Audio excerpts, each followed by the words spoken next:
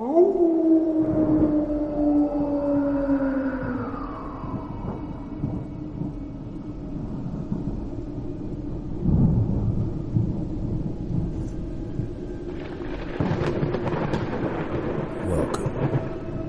to the Nerds on Cinema Halloween Horror Fest. 31 days, 31 podcasts. Go ahead and take a seat. You'll be here a while.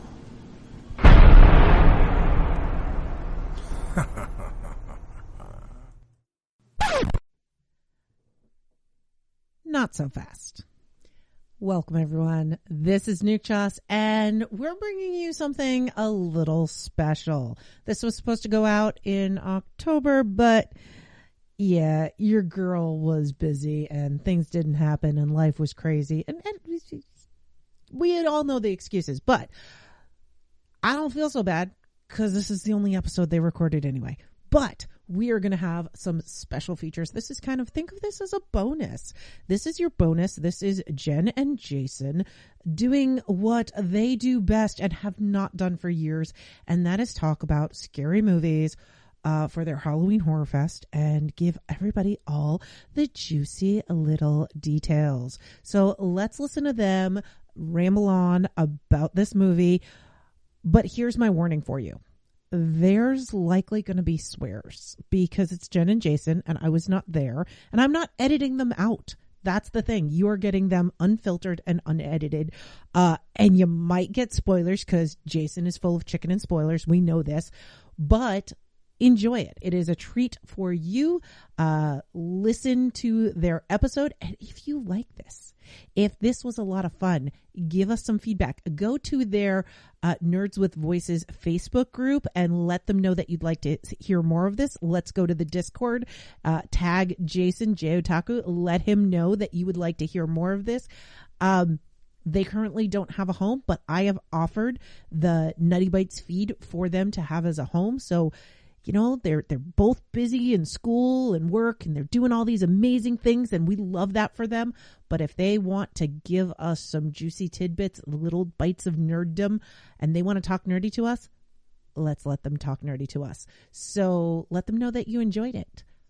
Anyway, those are your warnings. If you hear spoilers, if you hear swears, if you hear something that is not what you're expecting from Nutty Bites, you've been warned. And what's going on, guys? We are your hosts, Jen and Jason. Yes. And this is the Talk Nerdy to Me podcast. Halloween horror, sorta? Not fest. Yeah, the Halloween horror not fest. And we will just like to tell you of our first abject bit of failure. I thought, I will lay this squarely upon me, that I was like, you know what would be cool? We've got some time off. Let's do this thing. And I was like, let's go back and check out some of the horror movies that we said we really liked from back in the day. And one we had always talked about how much we liked because we love the costumes and like the setting. And plus we have a soft spot for metal. So the rock band Lordy's in it. And so we were like, yo, let's go back and check out Dark Floors. We went online, got the DVD. It was like, what, $12? If that. Yeah. So it was like a super cheap thing, you know, and because wait for it. This podcast started in the doldrums in the basement of a Walmart bin, $5 bin. You know what I'm saying? Oh, like, yes. You know, so, we loved us some $5 movies. Yeah, so a cheap, quick DVD pick on Amazon, absolutely right up our alley. So we popped this bad boy in, and we're like, Lionsgate, okay, Dimensions, okay, and then we start the movie, and we start looking at our watch, start checking to see, like, man, I thought Lordy was in this movie. What is going on? It was a solid, like, what, 20, 30 minutes before we got our first, maybe a little longer before we got our first, like, good scene of a monster. It was about 30 minutes in. Yeah. And I don't even think the movie is all that long. It's not. I think it's like 98 minutes. Yeah. Yeah. It's a blistering quick. It doesn't feel like it's quick. I get that they were trying to set up a background for this movie, and this movie came out in 2008. Yeah. So there's no way this is spoilers. Whew. But the background that they're trying to set up for this movie, I don't get it. I don't know. I can't progress on this movie. Which is why we kind of said, fuck it. And we did something else. Because, wait for it, Amazon sadly had our back. Because they just put out episode 1 of Junji Ito's hit manga Uzumaki as an anime. Max had our back. Oh, yeah, Max. Not Amazon. No, because Amazon was the first one I looked for. I thought it was on Amazon. Max had our back. That's right. Thank you, Disney. No, Warner Brothers. It's Warner Brothers. Because Warner Brothers runs Max. Even though for some reason they're bundled with Hulu and Disney Plus, I don't. What is going on? It's Max After Dark and Disney together. So you have the kids section, you have the adult section. Honestly and truly, I really do think the guy who's in charge of Warner Brothers is trying to tank it. I think he really, really and truly wants to tank it and let it get absorbed into Disney. I really, truly do. Which is crazy to me. Off topic. I know. It's been a while. It has. So yeah. Much to talk about, so little time. In fact. So we decided to do episode 1 of that. It was much better than Dark Floors, I must say. Oh, yes. It's only maybe 30 minutes. I think it was actually only like 27 minutes. I think like 24 or something like that. Yeah. And the whole time, my attention is riveted to that screen. I would just be real with you. This thing is beautifully animated. Oh, yes. Like, beautifully drawn. Yes. Like this, like one of the things that stands out about Junji Ito's work is that his work is black and white. So if any of you guys have read the original Walking Dead comics, they're black and white. I think the only color in those was red for some blood every now and then. But Junji Ito does all of his work in black and white, and they are crazy detailed. And Uzumaki is kind of the thing that put him on the map. So to see this thing represented like this is amazing. Now, if you have actually read the mangas, you will be pleasantly surprised that this anime goes with the manga perfectly. And it doesn't hurt it. Like, nope. Because this stuff is so creepy. Yep. It was actually pretty creepy. Even reading it is creepy, but actually watching it on the screen and watching it animated in front of you, and it had a little bit more of a presence. Yeah, and you definitely need to watch it more than once because the theme is spiral. So if you go and look, there was literally spirals put into the where and the like they drew a side of a building and there was distressing on the building like it was an old building, and spirals were in the distressing on the sides of the building. Like there are spirals everywhere. Like at one point there was a moving river and the currents would create spirals around rocks, but they would be like literal, like tangible almost spirals like you would do like with like you spun like Laffy Taffy or something. Like the way they drew these things is ridiculous. We have, what is his name? Shumi? The dad? Shumai? Oh. Shizo. She's the main guy. The main character is Shizo, I think. Is his father?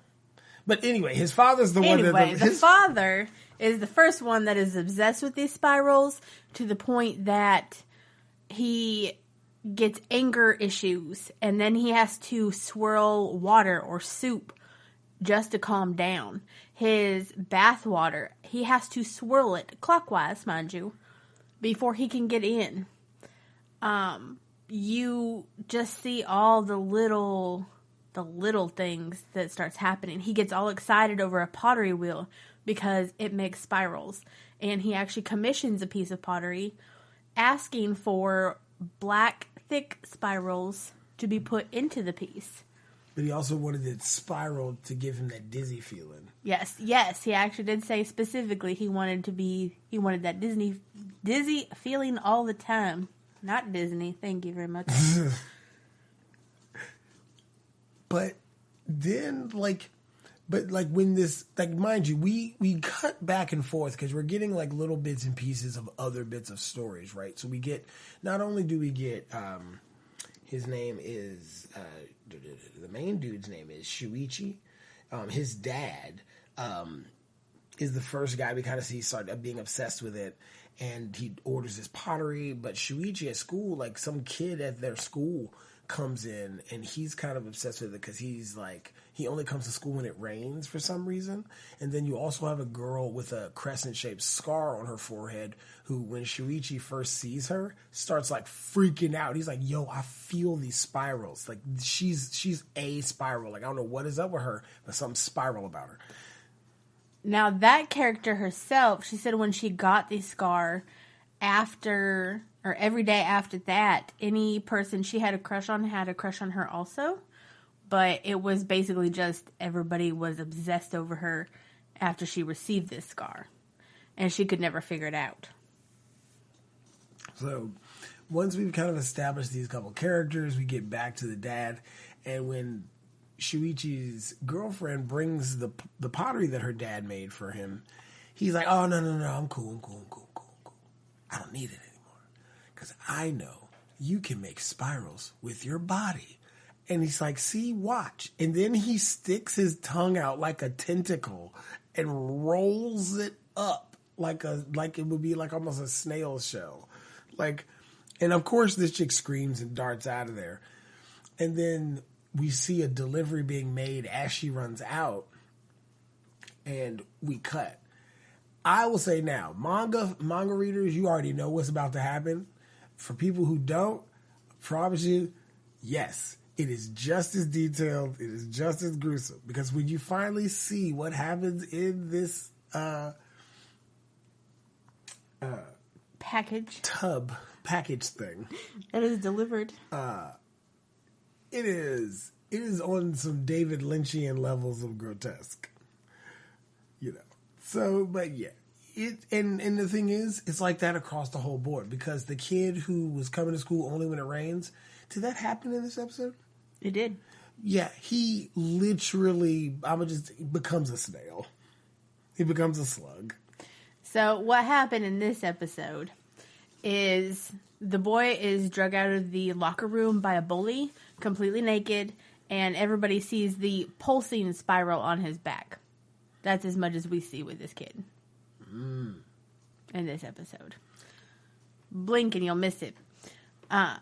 In this one, however, we did have the girl with the crescent scar has been chasing the boyfriend this entire episode. Because she says that he's the only boy who's ever refused her. And so now she's immediately obsessed. But as we see, the crescent scar on her forehead has turned into a spiral, which has then started literally eating away at her. First, it's a hole in her forehead. Next, it's her right eye and all of the top of her head. Yeah. Next goes to the left eye, and then it just continues down from there to the point that the spiral eats her. Yeah, if you Google Junji Ito Uzumaki, one of the first screen captures that will come up usually is the image of this chick with the spiral consuming part of her skull. It is honestly unsettling. It is. To watch this go down, But that's not saying Junji Ito is not settling. Yeah, all of his work is like this, but it's beautiful. It's just beautifully written. They really should do an anime of Tomie, shouldn't they? I'm sure Tomie will be in this somehow. Well, the character design's already in it. Yes. Because the girl because he does. Well, see, a lot of Junji Ito's mangas have the same girl in them, but different names, different powers. Yeah. Tomie is one of my favorites, and that is the girl that I'm referencing right now that was Ayama in Spirals. Yeah, and I wouldn't even be surprised if she was in Gyo. Because more than likely with Gyo, she's probably I wouldn't be surprised if she'd probably be like the nurse or something. I have to go back and look at that. Well, I'm curious on if his character design is based on somebody in real life. Could be. Where he uses it so often. But, yeah. So, Uzumaki, man, honestly, solid watch. I think even if you are a manga reader and have read it, I think it still holds really, really well. And I think getting to see those things you remember from the manga that were still images, excuse me, there were still images now moving. I think it's awesome. I think that, yeah, I think if it keeps this up, I think it's going to be a solid watch. I wonder if they're going to, like, I wonder what's the breakdown going to be. Because I'm actually going to be interested to see, like, if its episode is a chapter or, you know, how they're going to do that breakdown. I'm curious on that too, but I also need to find out how or when episodes are coming out. Is it once a week thing? Is it... Ooh, that is true. All I need is the entire series to come out before they cancel it.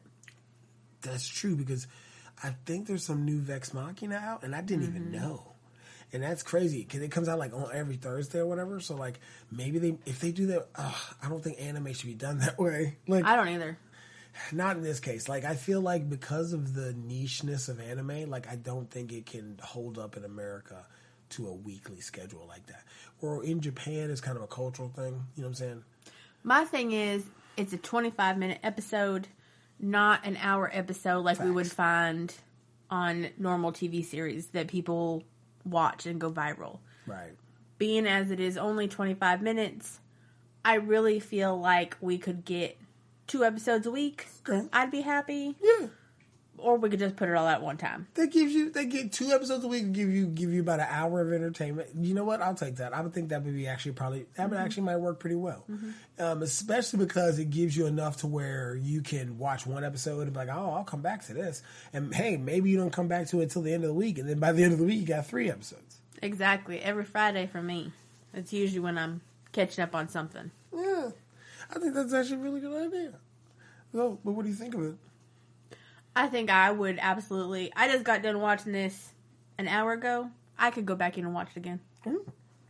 I do think it actually would hold up to really do rewatching. I think finding those, like, where they put the spirals is going to be my thing. Like, I'm going to be, for the rest of this series. You're just going to keep looking for them spirals, those little Easter eggs. Yeah, especially because, honestly, I don't need to watch it for the story. I know how this ends. True. Spoiler alert, guys. I'm watching it for the animation right now. Spoiler alert, guys. If you couldn't tell from episode 1, this is not going to end well. just be real. It's not going to go well. Spoilers. The girl says that, so it's fine that he says this right now. Not going to go well. Like, honestly and truly, I do not think I've read a single thing from Junji Ito currently right now that has a good ending. Oh, no. Oh, no. Happy is not in his vocabulary. And by the way, guys, if you want to see the breadth of this man's storytelling, Tomie is about a girl who was accidentally, purposely pushed off a cliff and dies. And then the entire class who watches it cuts her body up into pieces and scatters them across the world, like across Japan to cover up the death. And each piece turns into a Tomie clone to torment these people. Yes. Still, again, one of my favorite. Yeah, it is bonkers. And Gyo is about these weird monsters created from humans and animals. Like, people... I can't remember how they got turned into these monsters, but like the doctor, this main character doctor dude turns into this winged monster and somehow snatches one of the main characters at the tail end of the thing. Like, the story is over. Like, if this was a movie, the credits would have been rolling, and then this lady gets snatched out of nowhere and it is gone. This is a Junji Ito story that I have yet to read. So yeah, and wait for it. And I don't have a problem telling that because it's literally not a part of the story. It's the conflict. I wasn't complaining about spoilers. I'm just saying the conflict's over. Like, it is wild. Junji Ito's excellent. Like his art is excellent. We've got that coffee table book Yes. of his with his artwork in it. Like, yeah. So yeah, highly recommend Uzumaki. Dark Floors, not so much. Yeah. I really thought that I liked that movie, but if I did, I don't know why. Mind you, it was almost 14 years ago. Yeah. That I watched it the first time. Yeah. And I knew I didn't like the first half, but I thought it fixed itself in the second half, and that is not the case as of today. Yeah. But, on a better note, Dance of the Dead holds up. Dance of the Dead is amazing. It holds up. I recommend everybody watch it this year for Halloween. So, and not the one with Robert Englund. Yeah. Yeah. That one was weird. Don't watch that one. That one was weird. Yeah. So, on that note. You want to give me a rating? Oh, yeah. You know what? We're going to adopt this. We're stealing it from our Nutty Bites anime stuff where we do a rating 1 out of 10. One being, I can't remember how Tech says it, but go listen to those episodes. Tech explains it better. It's going to be a 1 through 10 scale. What you got? 1 being we hated it, 10 being we absolutely adored it. I am going to give this episode, being as it is the first one and goes along with the manga perfectly, I'm going to go ahead and give this one a 9. Ooh. The animation's gorgeous. I could really seriously watch that all over again. It really is. Yeah. What is it, though? It's a 9 out of 10. It's a 9 out of 10 right eyeballs. Honestly and truly, you know what? I will go with you. I think I'll go with you too. Give it a little room to grow. I will give it a 9. I will give it a 9 out of 10 deadbeat spiral dads. Okay. I'll take that. I'm not mad at that. So now, on that note. This has been the Talk 82 podcast. Nerds on Cinema. Halloween Horror Knot Fest? Yeah, this is definitely a horror knot. Yeah, I don't know about that. And you can find and we've been your hosts. Jen. Jason. Jason's on Fast Forward. And you can find everything we do at wherever Nutty decides to put this. I guess nimlas.org. So, yeah, this is a little surprise. Like, we didn't, honestly and truly want to do this again, but I don't know when I'll have a free day again. Don't look at me. I don't have free days. This was a nice surprise for me also. So, happy Halloween, everybody. Yeah, even though Halloween's in 26 days. It's in a long time. It's fine. We might slip another episode in. Maybe. Yeah. We'll try. They didn't. And there we have it, our lovely Halloween bonus episode that took almost a full month for them to get to me, and then 2 weeks for me to download it and then put it in your feed. So yeah, like I said, your girl was sloppy, and it's fine. But I hope you enjoyed that, because you know what? Halloween is fun any time of year. Nutty Bites is produced by Nimlas Studios under a Creative Commons Attribution No Commercial Non-Derivatives 3.0 International License. That means you can't change it without my permission. You can share it and send it to your friends. Just link back to me, my site, and everything. We live at nimlas.org, which has links to everything social media, including facebook.com/group/nuttybites and patreon.com/nukejoss, or call 347-NUTTY42.